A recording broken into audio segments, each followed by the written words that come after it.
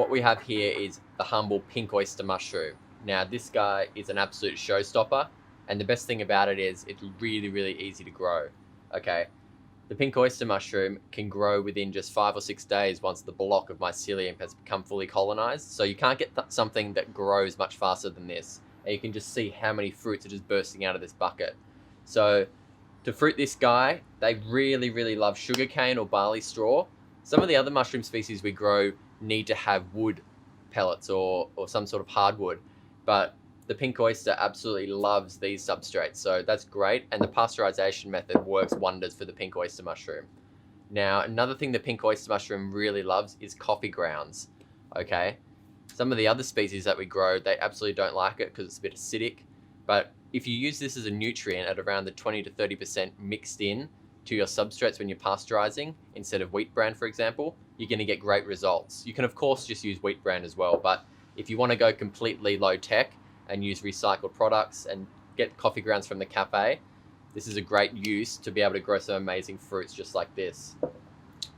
The pink oyster mushroom, now something about it is it's a tropical mushroom. Okay, so it does like some of those warmer climates. So everyone growing in the warmer region of Australia, this is the guy for you. So there are mushrooms for you.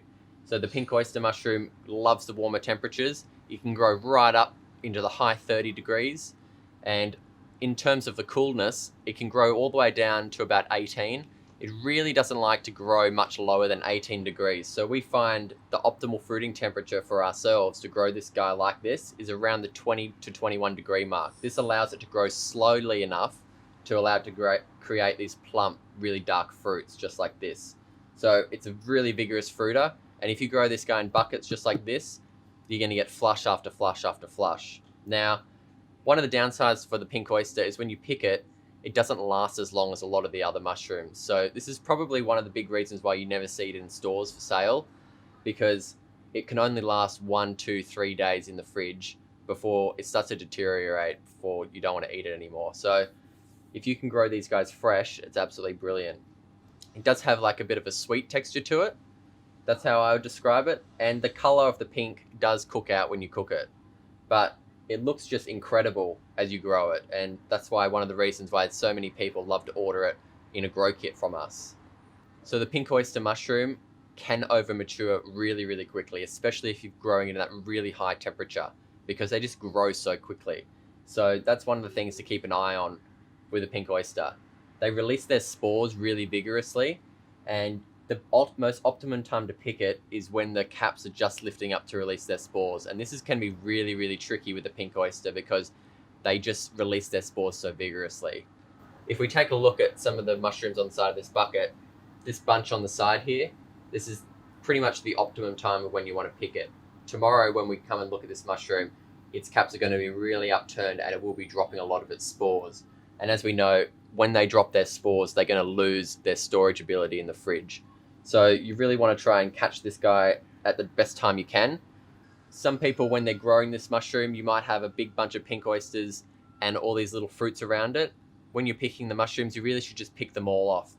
The little baby mushrooms around the bigger bunch are not really going to grow to any more maturity like a bigger bunch. So it's putting all of its energy into these big fruits here. So you just want to grab them all.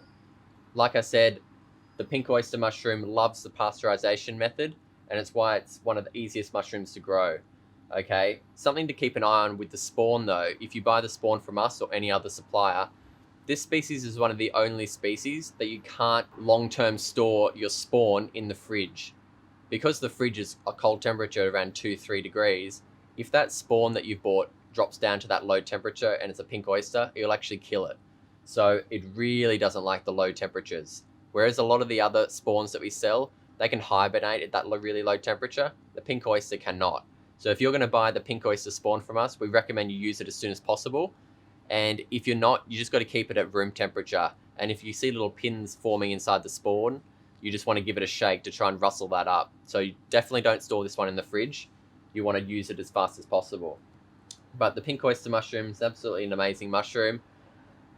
It's really vigorous, and that way it takes over the substrates really well. You find that contamination doesn't happen that much with it, and it really loves the bucket techniques just like this. So really recommend the pink oyster to get started, especially if you're in those warmer climates. And if you're down south, wait until spring and summer and you'll be able to enjoy this mushroom.